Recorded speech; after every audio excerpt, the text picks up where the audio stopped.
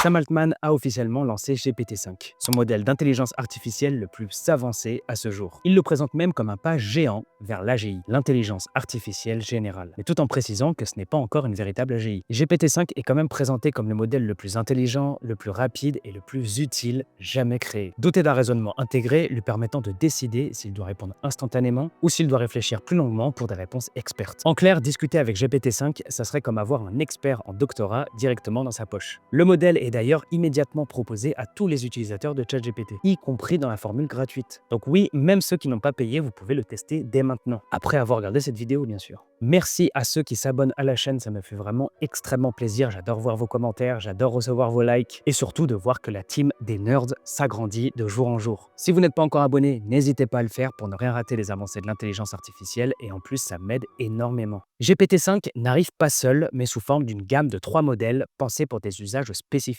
On aurait GPT-5, le modèle de base qui serait un modèle flagship d'OpenAI. Il offre toute la puissance de GPT-5 conçu pour le raisonnement complexe, la résolution de problèmes avancés et une haute précision dans de nombreux domaines. Il excelle sur les tâches difficiles nécessitant de la profondeur d'analyse. En deuxième, on a GPT-5 Mini, une version allégée et ultra rapide de GPT-5, optimisée pour des tâches courantes et les réponses instantanées. Elle est donc plus économique en ressources. GPT-5 Mini serait idéal pour les petites applications ou interrogations ne nécessitant pas toute la puissance du modèle complet, tout en restant très performante. Et enfin, le dernier, GPT-5 Nano, un modèle ultra efficace pensé pour fonctionner en temps réel et même directement sur des appareils à faible puissance de calcul. Il vise les usages mobiles ou sur site avec une inférence quasi instantanée au prix d'une puissance de raisonnement moindre que le modèle complet. Malgré leurs différences d'optimisation, les 3 variantes partagent les mêmes avancées de base de GPT-5. Notamment, tous bénéficient d'un contexte étendu de 400 000 tokens, environ l'équivalent de 900 pages de texte, avec une sortie pouvant aller jusqu'à 128 000 tokens.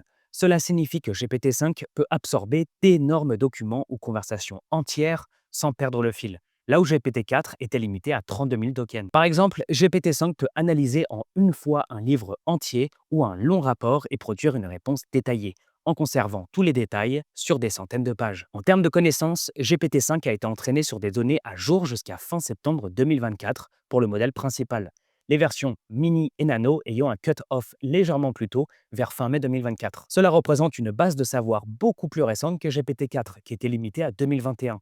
Le modèle reste figé après son entraînement. Il n'apprend donc pas en continu par lui-même. Mais sa base de connaissances étendue, jusqu'en 2024-2025, le rend déjà très au courant de nombreux faits récents. Bien évidemment, il peut toujours naviguer sur le web via des outils pour avoir des réponses fraîches. Mais parlons aussi des tarifs et de l'accessibilité. OpenAI a entièrement revu son modèle économique avec GPT-5, le rendant beaucoup plus accessible qu'auparavant. La tarification se fait toujours au million de tokens, entrant ou sortant, mais les coûts par token ont drastiquement baissé par rapport aux anciennes versions.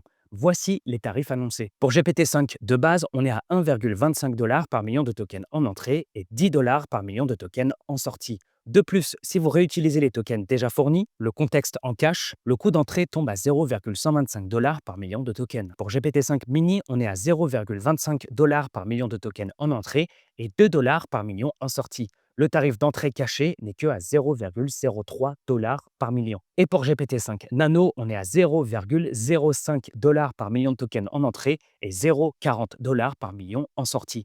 Et seulement 0,01 $ par million de tokens en entrée cachée. C'est donc une baisse énorme des coûts si on compare par exemple à GPT 4.1 ou d'autres modèles précédents qui pouvaient coûter plus de 600 $ par million de tokens.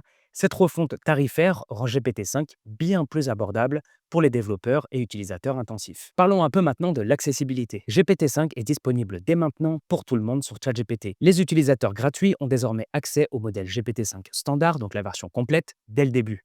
Cependant, sur la formule gratuite, il y a des limites d'usage. Une fois un certain quota épuisé, le système bascule automatiquement vers GPT-5 Mini pour continuer à répondre sans interruption. Ce mécanisme de fallback automatique assure que même en cas de forte charge ou dépassement, l'utilisateur obtient quand même une réponse, certes avec le modèle allégé. Pour les abonnés qui ont ChatGPT+, c'est-à-dire à 20 $ par mois, ils auront un accès privilégié à GPT-5 standard avec des limites d'utilisation beaucoup plus élevées que les gratuits.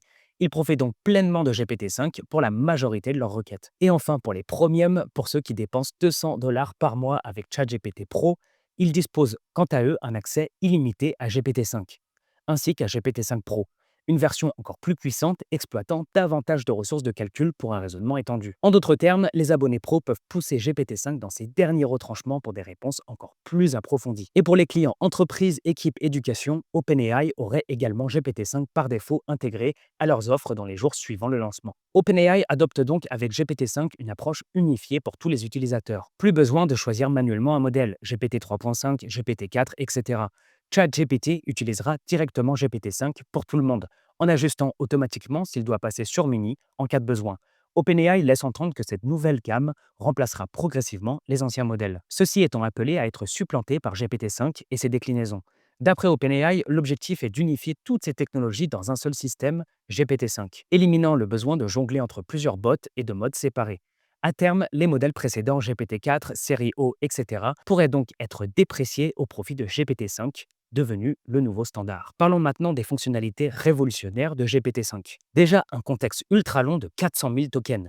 GPT-5 peut gérer des conversations ou documents jusqu'à 400 000 tokens de long, en entrée plus sortie, ce qui représente des centaines de pages de texte. Il peut donner du sens à un roman entier ou à des mois d'historique de chat sans oublier un détail. Sa mémoire contextuelle persistante lui permet de se rappeler d'informations sur de très longues sessions, là où les anciens modèles perdaient le fil.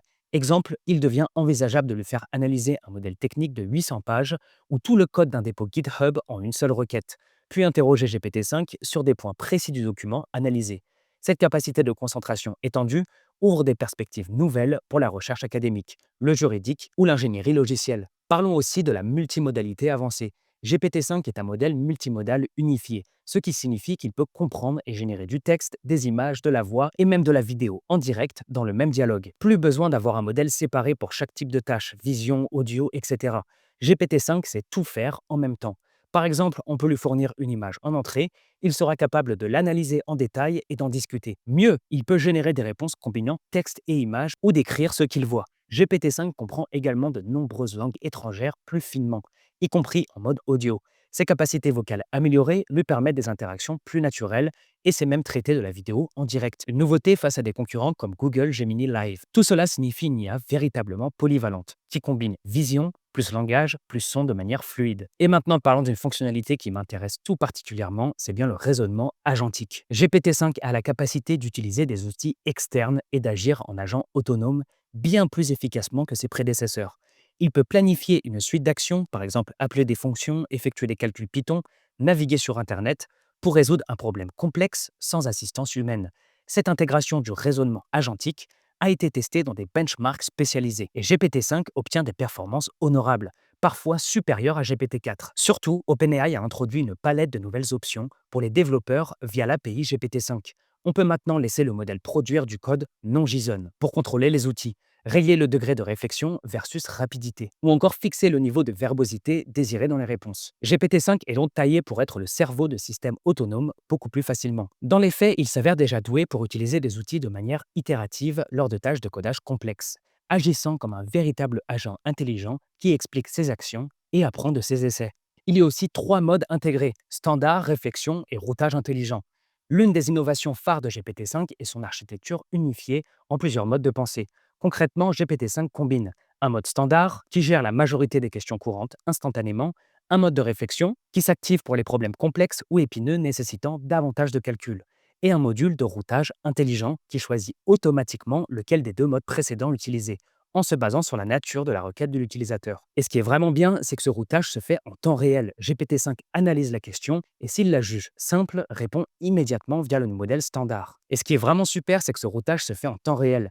GPT-5 analyse la question et s'il la juge simple, répond immédiatement via le modèle standard. Mais si au contraire la question est compliquée, il enclenche en coulisses le mode réflexion pour penser plus longtemps à la solution. L'utilisateur n'a rien à faire de spécial. GPT-5 s'auto-adapte dynamiquement. C'est une différence majeure avec GPT-4 où l'on devait éventuellement segmenter nous-mêmes ou utiliser des astuces pour pousser le modèle à raisonner plus. Désormais, vitesse et profondeur cohabitent de façon transparente. Ok, tout ça c'est génial, mais niveau benchmark, niveau performance, ça donne quoi? GPT-5 affiche des performances remarquables sur l'ensemble des benchmarks, surpassant nettement GPT-4. Il obtient 94,6% au test AIME sans outils et 100% avec Python, surclassant les meilleurs élèves. En programmation, il atteint les 74,9% sur le SWE Bench et 88% sur Header Polyglot, démontrant sa polyvalence. Sur les questions scientifiques de niveau doctorat, le GPQA, il bat ses concurrents sur des examens extrêmes comme Humanity Last Exam à 42% et excelle aussi en vision multimodale, 84% sur MMMU. En médecine, il limite les hallucinations à seulement 1,6%, bien mieux que GPT-4 qui était à 12 voire 15%. Globalement, GPT-5 produit 45% d'erreurs en moins que GPT-4, jusqu'à 80% en mode réflexion et se montre plus honnête, refusant mieux les requêtes dangereuses tout en répondant de manière plus fiable. Après, bien sûr, les benchmarks ne font pas tout, mais en tout cas, ça donne une meilleure idée des performances générales. D'ailleurs, on a déjà eu le droit à des démonstrations assez spectaculaires. GPT-5 a impressionné par sa capacité à générer des applications complexes en une seule requête en langage naturel, marquant un tournant dans la création logicielle. Lors des démonstrations, il a produit en quelques minutes des applications interactives, comme un mini-jeu éducatif complet, simplement à partir d'une description textuelle. Il sait aussi générer des jeux vidéo jouables, type Astéroïde ou encore un clone de Minecraft, avec graphisme, gameplay, logique codée, sans intervention humaine. Il crée également des sites web entiers en un clic, avec un design soigné, des animations, un contenu structuré et des éléments interactifs. Au-delà de ça, GPT-5 peut générer des éditeurs audio, des visualisations de données ou des simulations physiques instantanément. Là où GPT-4 nécessitait plusieurs itérations. GPT-5 livre des prototypes déjà fonctionnels, beaux et exploitables. Ces démonstrations confirment que nous entrons dans une ère où l'IA peut concrétiser nos idées numériques quasiment en temps réel, rendant la création d'applications accessible à tous, même sans écrire une ligne de code. Mais du coup, pour quels usages et pour qui GPT-5 serait utile? Eh bien, il est conçu pour être un assistant intelligent ultra polyvalent, utile bien au-delà des simples discussions. Il excelle en rédaction, aidant à produire des textes clairs, structurés et créatifs, que ce soit des articles, des poèmes ou des emails professionnels, tout en respectant mieux les consignes que ses prédécesseurs. En codage, c'est un véritable allié pour les développeurs. Il génère du code fonctionnel, repère les bugs, propose des corrections fiables et peut même concevoir des interfaces super pro. Dans le domaine médical, il se démarque pour sa précision, son faible taux d'erreur, je vous rappelle qu'il est à 1,6%, et sa capacité à expliquer clairement des informations complexes. Pour l'éducation et la recherche, il joue le rôle de tuteur ou d'analyste, capable de vulgariser, synthétiser ou explorer des sujets spécialisés, que ce soit en sciences, en finance ou en art. Enfin, GPT-5 est aussi plus fiable. Il suit mieux les instructions, reste honnête, évite les réponses artificielles ou inutiles et sait encadrer ses réponses sur les sujets sensibles. Que vous soyez donc pro ou simple passionné, GPT-5 est pensé pour offrir une IA utile, accessible et digne de confiance dans presque tous les domaines. Parlons un petit peu de l'avenir de GPT et de OpenAI. L'avenir de GPT-5 s'annonce ambitieux et passionnant. OpenAI prévoit de fusionner tous les modes du modèle standard réflexion mini en un seul système fluide, plus simple, plus rapide et capable de s'adapter automatiquement à chaque requête. GPT-5 marque aussi un tournant en termes d'efficacité. Il est plus rapide, plus économe en calcul et pensé pour être utilisé à grande échelle, y compris sur des appareils modestes. À terme, peut-être même sur smartphone. Même si GPT-5 n'est pas encore une intelligence artificielle générale, l'AGI, il en approche certains critères, et OpenAI avance prudemment vers cet objectif, sans calendrier précis. Par ailleurs, GPT-5 ouvre la voie à des usages concrets dans le quotidien. Personnalisation de l'IA, intégration avec des outils comme Gmail ou Calendar, de l'assistance autonome, etc. Il pourrait transformer durablement de nombreux métiers intellectuels. Enfin, OpenAI reste attentif à la sécurité, avec des garde-fous renforcés contre les abus. En résumé, GPT-5 n'est pas qu'une simple évolution, c'est le début d'une nouvelle ère où l'IA devient un véritable assistant universel, accessible, puissant et profondément utile. Un pas de plus vers l'avenir de l'intelligence artificielle. Voilà les amis, j'espère que vous avez apprécié cette vidéo. En tout cas pour moi, comme d'habitude, c'était un plaisir de vous la faire. N'hésitez pas à vous abonner, à supporter la chaîne en mettant un commentaire. Sur ce, je vous laisse. Gros bisous. Ciao.